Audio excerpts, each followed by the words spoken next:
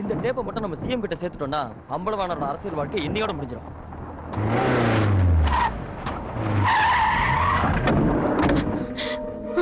அம்மா. அம்மாவா?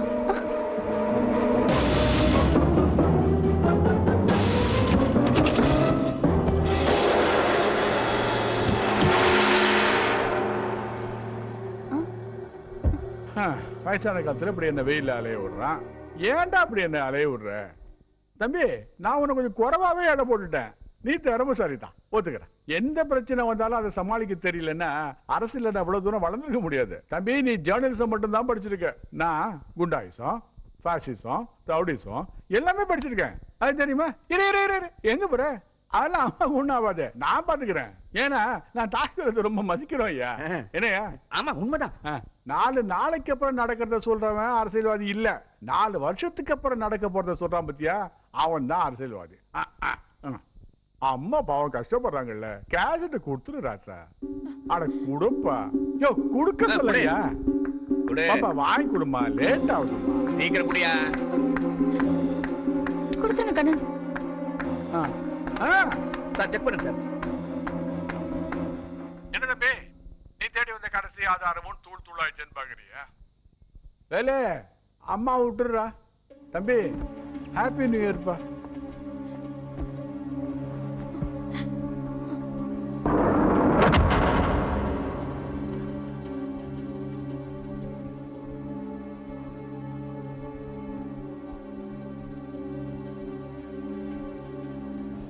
ஏம்மா, நான் கொடுத்த பாஸ்வேர்டு ஒர்க் ஆகலைன்னா நீ எனக்கு ஃபோன் பண்ண வேண்டியது தானே?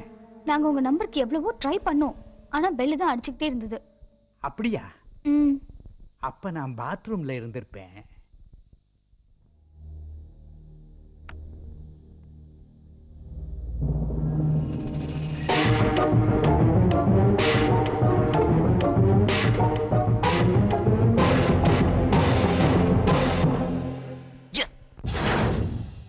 திவாலான ஃபைனான்ஸ் கம்பெனிக்கும் உங்களுக்கும் தொடர்பு இருக்குன்னு சொல்லி பேப்பர்ல போட்டிருக்கானே, உண்மையா?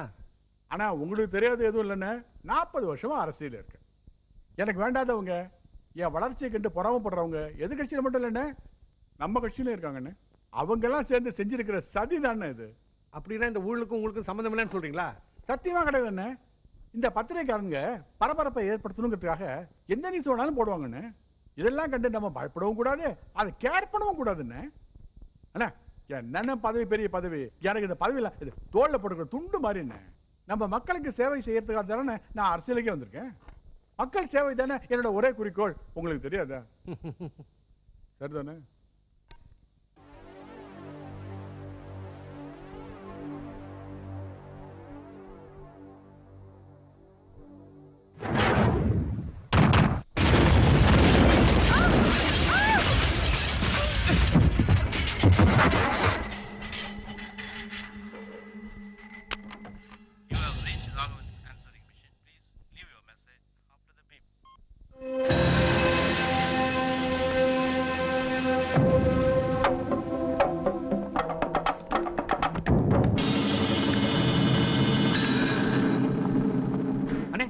சொன்ன மாதிரி வந்துட்டாங்க. நான் தான் அப்பவே சொன்னேன்யா கண்டிப்பா வருவாங்கன்னு.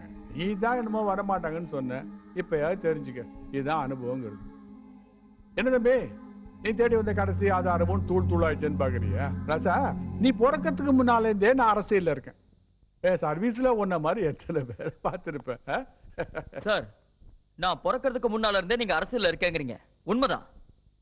இவ்வளவு நாளா அரசியல்ல இருக்கேங்கிறீங்களே, யாராவது ஒருத்தர் கிட்ட நீங்க நல்ல பேர் வாங்கிருக்கீங்களா? மக்களுக்கு சேவை செய்யறோம்னு சொல்லியே ஊரை கொள்ளடிக்கிறீங்களே, உங்க பேராசைக்கு அளவே இல்லையா? பேராசையா? யாருக்கு? எனக்கா மக்களுக்கா? இல்ல, நான் தெரியாம தான் கேக்குறேன்.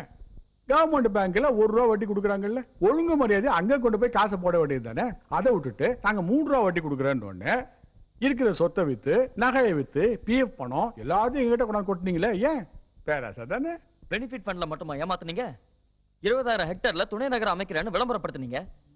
அதை நம்பி எல்லாரும் லேண்ட் வாங்கினாங்க. அப்புறம் என்னாச்சு? துணை நகரம் அமைக்கல, லேண்ட் விலையும் ஏறல. சத்தியமா சொல்றேன், அதுக்கு நான் பொறுப்பு. அந்த இடத்துல துணை நகரம் வருதுன்னு ஏன் அறிவிச்சுன்னு தெரியுமா? சொல்றேன். அந்த ஏரியா ஃபுல்லா புறம்போக்கு, எல்லாத்தையும் நம்ம கட்சிக்கார பேருவா அழைச்சி போட்டு வச்சிருந்தானுவோம். சரி அதை வித்து ஒரு 4 காசு பண்ணலாங்கிற ஆசையில தான் அந்த திட்டத்தை நாங்க அறிவிச்சோம். இது இந்த எதிர்கட்சிக்காரங்களுக்கு பொறுக்கல.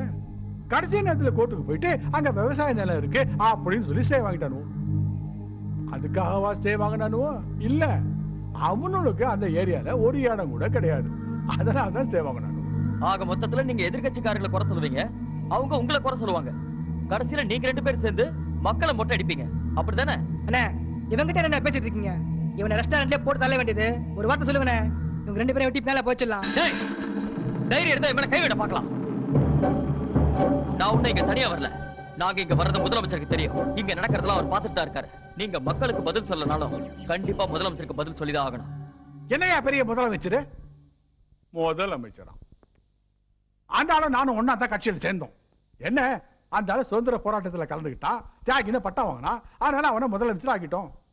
இப்ப சொல்ற கேட்டுக்க, இன்னைக்கு நான் கட்சி மீட்டிங் போட்டு அப்படி தூக்கி அந்த ஆளை வச்சுட்டு என்னால முதலமைச்சர் ஆக முடியும்.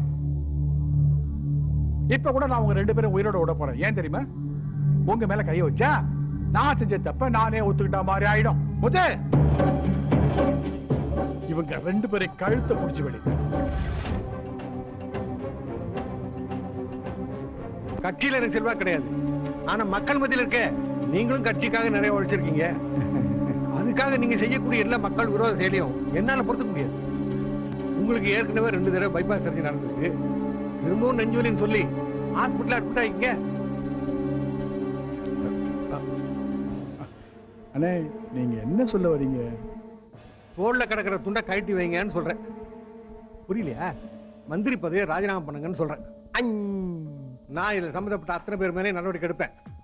நீங்க எந்த விதத்திலையும் இதுல தலையிடக்கூடாது. இன்னும் 1/2 மணி நேரத்துக்குள்ள உங்க ராஜினாமா கழுத டேபிளுக்கு வரணும். சார் ஒரு நிமிஷம். மிஸ்டர் அம்பலவாணன். என்னது அமைச்சர் போய் மரியாதை இல்லாம? முன்னாள் அமைச்சர் அதான் போச்சுல்ல. ஏய் அல்லக்கை அடங்கு. Mister Ambalavanan, happy new year. இந்த பெனிஃபிட் ஃபண்ட் கேஸ்ல உங்களை ஸ்பெஷல் டியூட்டி ஆபீசர் அப்பாயிண்ட் பண்ணியிருக்கேன். இந்த கம்பெனி திவாலானதுக்கு யார் யார் காரணமோ அவங்களை இம்மிடியட்டா அரெஸ்ட் பண்றீங்க. மிஸ்டர் மர்வான், இந்த அசைன்மெண்ட்டை பொறுத்த வரைக்கும் உங்க மேலதிகாரிகளுக்கோ இல்ல என் கட்சிக்காரர்களுக்கோ நீங்க பதில் சொல்ல வேண்டிய அவசியமே கிடையாது. இதுல சம்பந்தப்பட்டவங்க யாரா இருந்தாலும் சரி, நீங்க தைரியமா நடவடிக்கை எடுங்க. எந்த விதமான குறுக்கீடு வந்தாலும் அதை நான் பாத்துக்கிறேன். Okay sir. One more thing sir, you are an IPS officer. Carry a gun, not a samurai sword. That I will sir. Aarthi help பண்ணலன்னா நாம இதை செஞ்சிருக்க முடியாது சார். வந்துட்டேன். வணக்கம் சார். வணக்கம். நான் ஒரு ரிசப்ஷனுக்கு போயிட்டு இருக்கேன் சார். நீங்க எல்லாரும் என் கூட வாங்க. சரிங்க. வாங்க. வாங்க.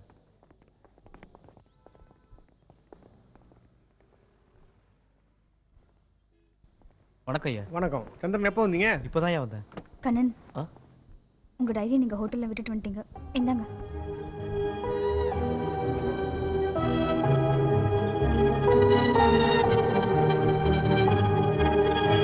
பல வருஷம் பழகி நீ என்ன புரிஞ்சுக்கல. ஆனா இவ என்ன ஒரே நாள்ல புரிஞ்சுக்கிட்ட.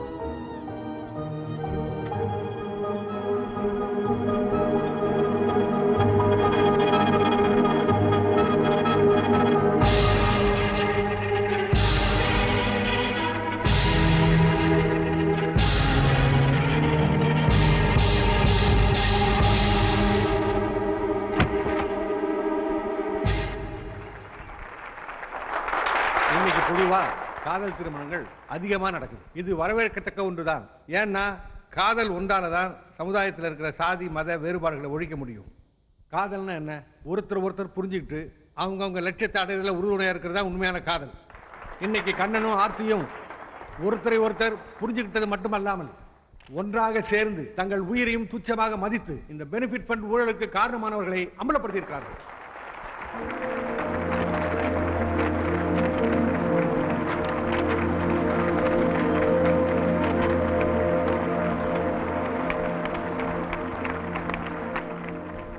இவர்களைத்தான் ஆங்கிலத்தில் மேட் ஃபார் ஈச் அதர் என்று சொல்லுவார்கள்.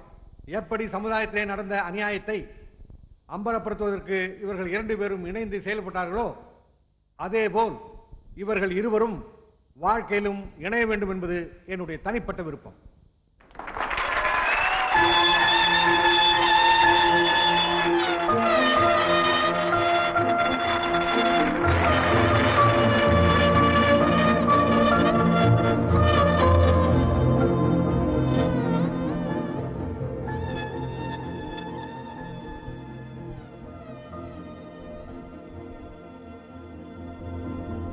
முதலமைச்சர் சொன்னது சரிதான். உண்மையான காதலுங்கிறது பல வருஷம் பழகிறதுல வராது. ஒருத்தர் உண்மையிலேயே புரிஞ்சுக்கிறதுல தான் வரும். என் வாழ்க்கையை பொறுத்த வரைக்கும் காதலுங்கிறது இனிமே தான் ஆரம்பிக்க போகுது.